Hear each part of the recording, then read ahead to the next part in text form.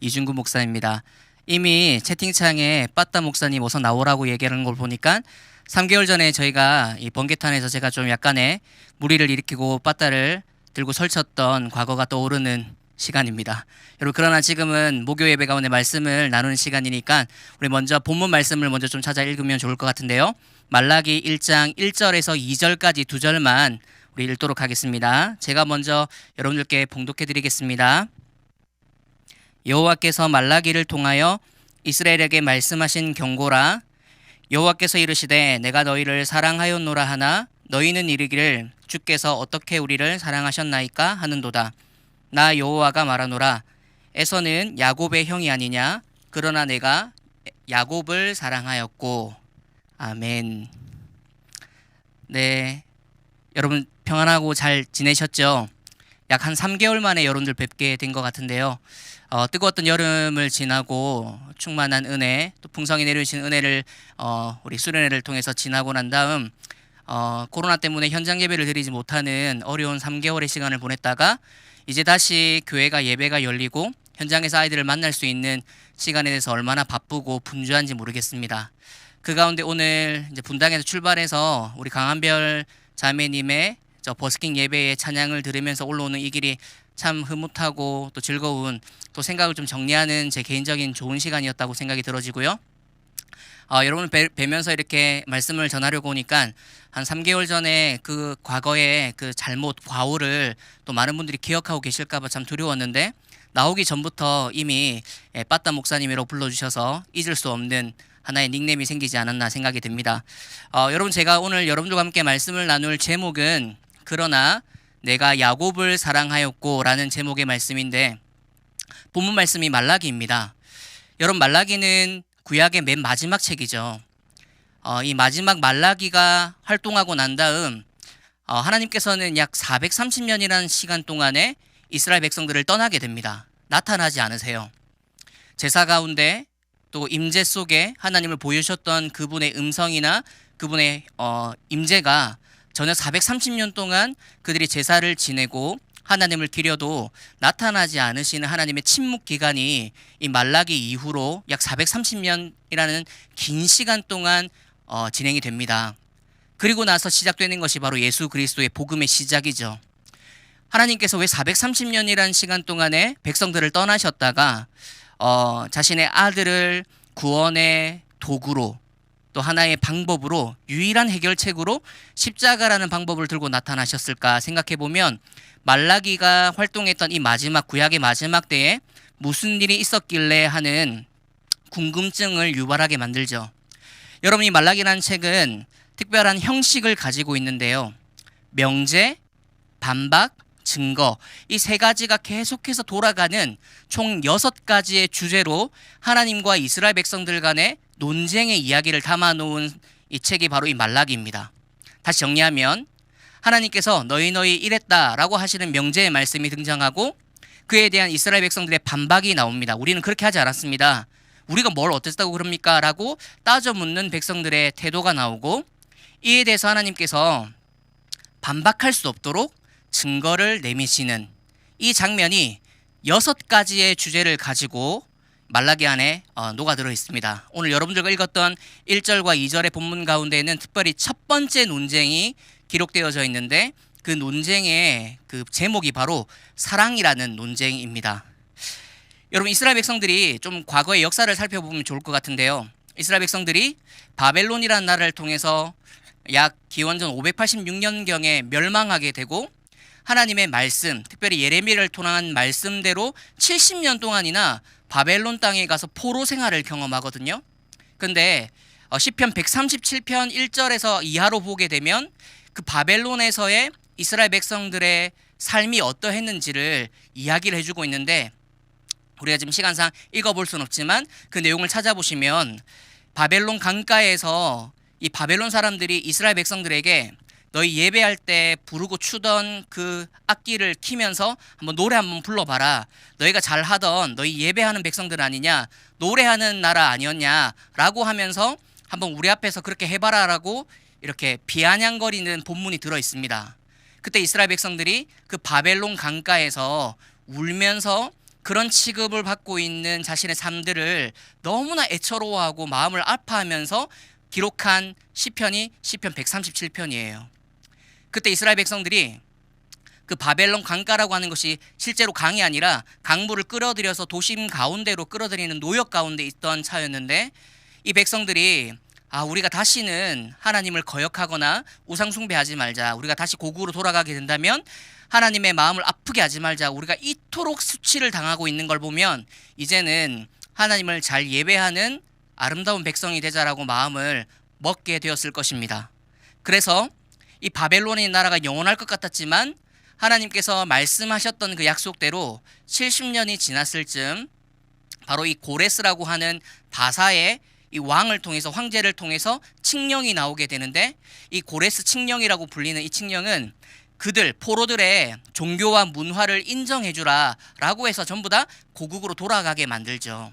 그래서 1차는 스룹바벨과 함께, 2차는 에스라와 함께, 3차는 느헤미야라는 지도자와 함께 이스라엘 백성들이 돌아오게 됩니다.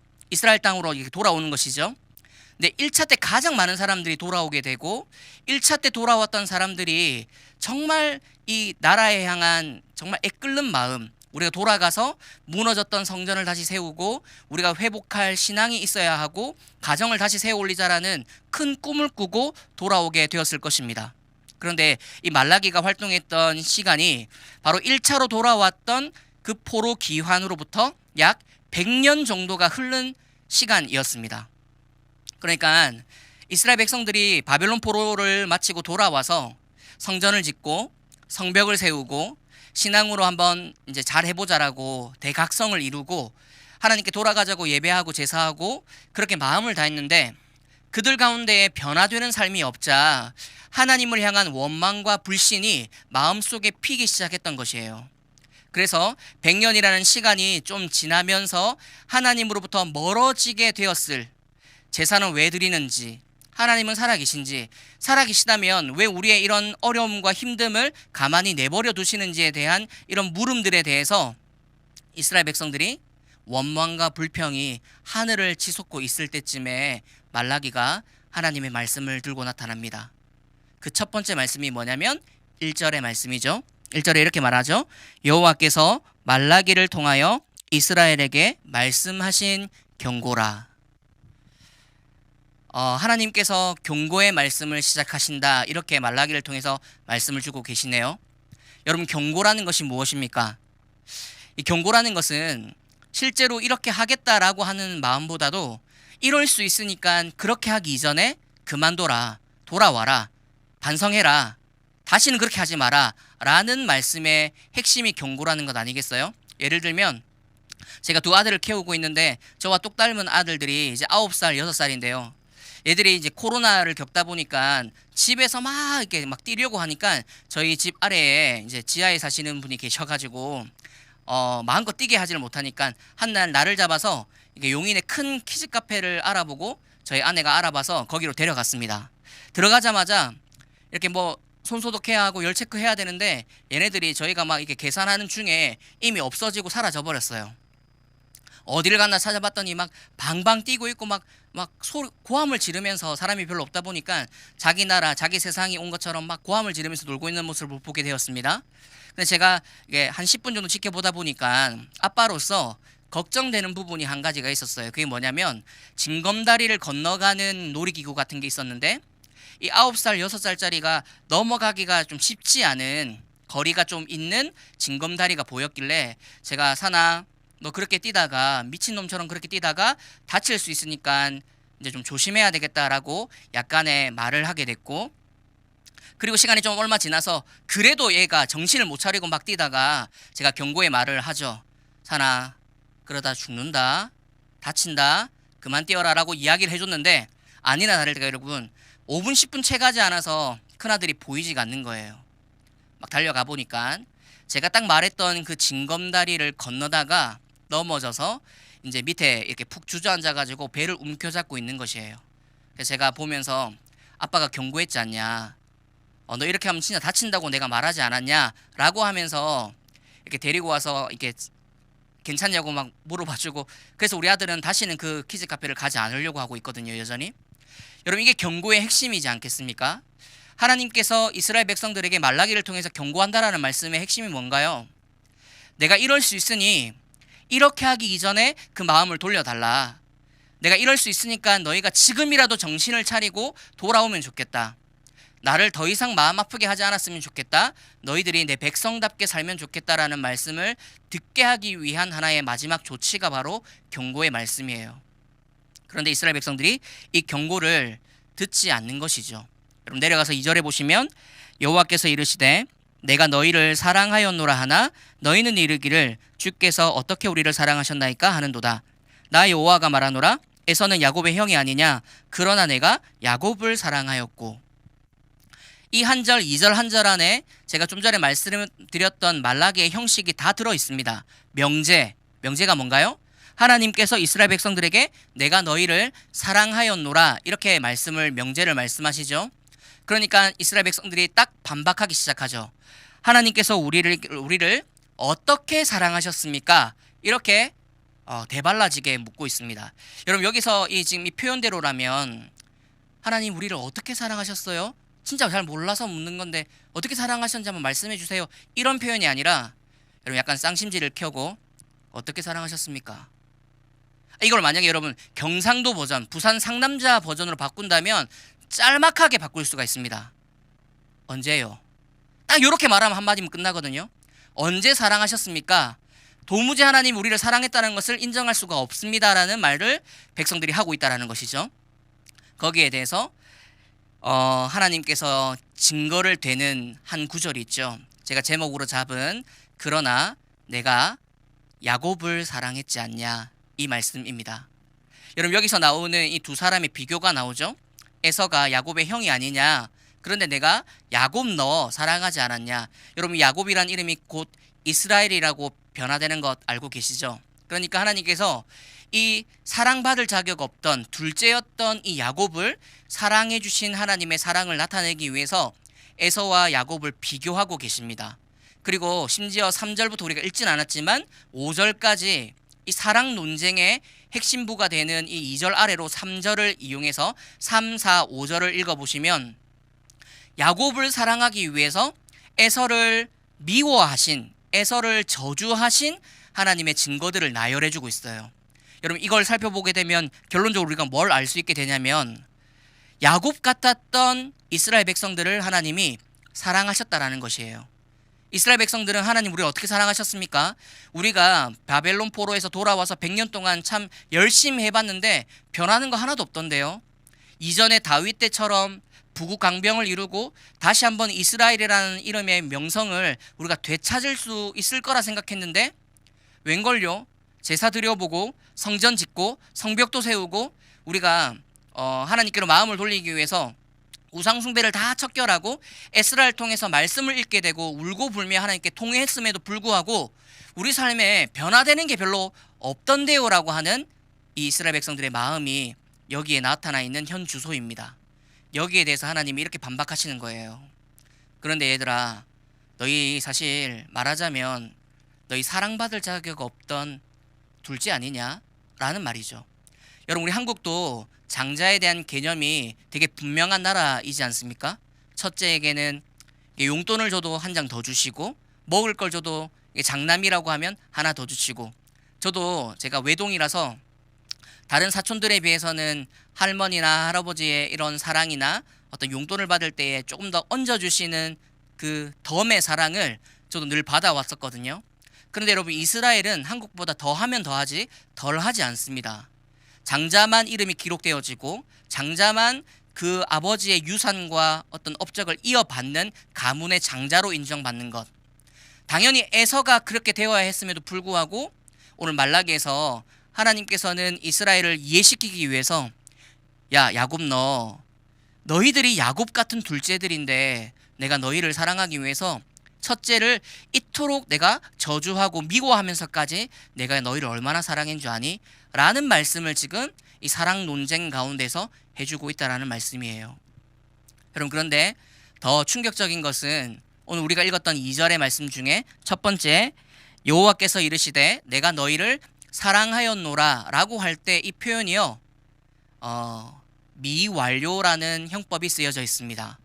여러분, 미완료라는 것은 말 그대로 완료되지 않았다라는 것이에요.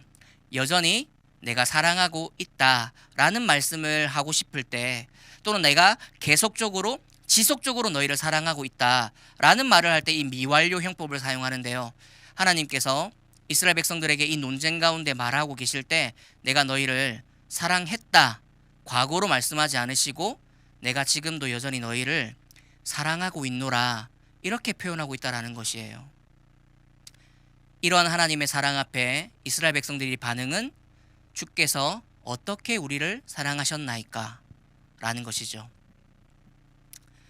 예배 가운데 함께 하시는 성도님들, 또 교사 여러분, 다음 세대를 아끼고 또 사랑하시는 분들, 모든 분들이 이 하나님의 사랑 덕분에 우리가 이 길을 걸어가고 이 사명을 붙잡고 살아갈 텐데, 때로는 우리가 살아가다 보면 이 이스라엘처럼 우리가 원하는 게 되지 않고 우리의 기도가 응답되지 않거나 또한 하나님이 멀어진 것만 같은 세상을 살 때, 특별히 이 코로나 시국에 2년이라는 시간 동안 우리가 뭔가를 해보지 못할 때 너무 답답하고 이 아이들을 생각하면 너무 가슴이 미어질 만큼 힘들고 어려운 때를 지나갈 때, 과연 하나님 살아계신가?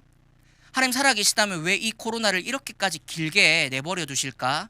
왜 백신은 더 빨리, 왜 치료는 더 빨리 나타나지 않을까?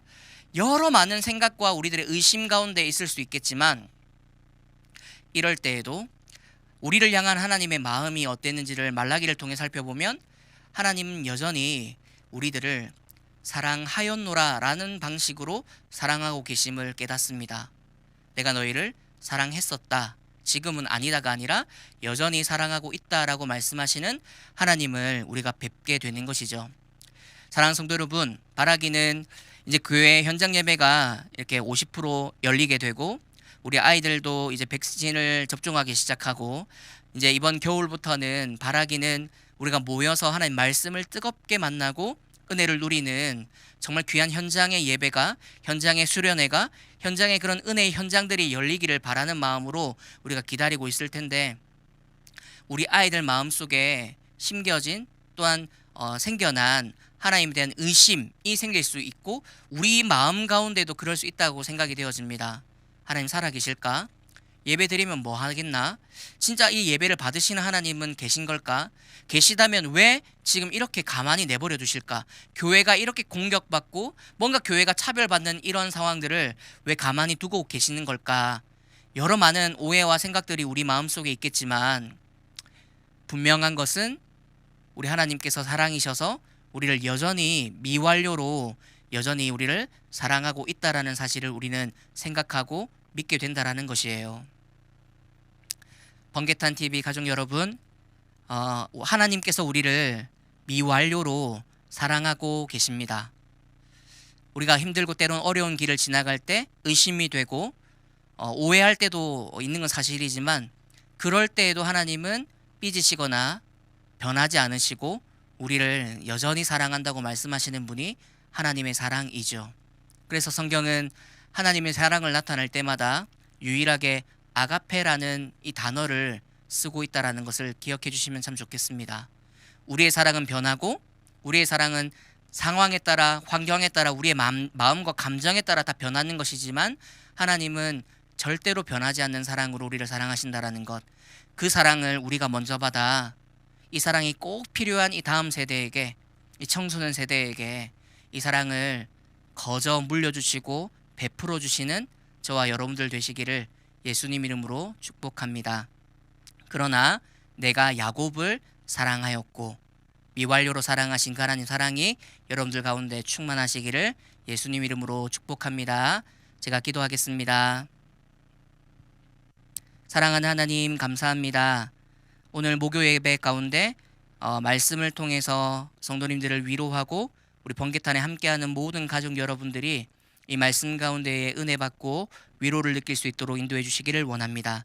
하나님께서 이 어려운 시국을 맞아서 2년 동안이나 은혜의 현장을 떠나 있는 우리와 또 다음 세대를 생각할 때에 하나님 회복시켜 주실, 역전시키실 하나님을 기대하는 마음으로 나아가오니 우리를 먼저 뜨겁게 하시고 우리의 마음 가운데에 충만한 은혜를 허락해 주시기를 소원합니다. 이 은혜를 받아 우리가 우리 가운데서 끊어지지 아니하고 우리 사랑하는 다음 세대와 청소년 세대에게 이 사랑과 은혜를 거저 흘려 보내줄 수 있는 귀한 저희들, 정말 그런 징검다리가 되는 저희들 사역들이 될 수 있도록 인도해 주옵소서. 지금은 우리 주 예수 그리스도의 크신 은혜와 하나님의 사랑과 성령의 위로하시고 교통케 하심이, 이 하나님의 사랑을 기억하고 은혜를 누림으로 다음 세대를 살리는 데에 이 은혜와 사랑의 징검다리 역할을 하기를 다짐하는 여기에 모든 우리 번개탄 가족 여러분들 가운데 지금부터 영원토록 함께 있을지어다. 아멘. 사랑하고 축복합니다.